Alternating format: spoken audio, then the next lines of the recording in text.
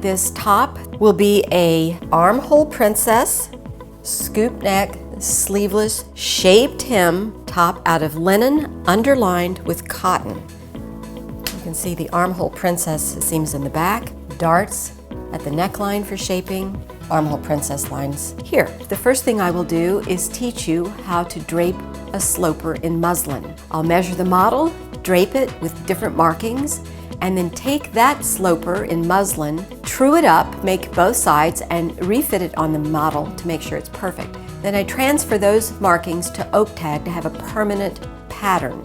And then from the oak tag sloper, I will develop a pattern, teaching you how to create all these lines, adding seam allowance, and then I'll sew it together for you. This is cotton batiste. I've wrapped the seams in bias silk, which I will teach. The facing around the neck and the hem are shaped, and I will teach you understitching that prevents the facing from rolling out. You will learn a centered zipper with a hand-picked technique. So there you have it.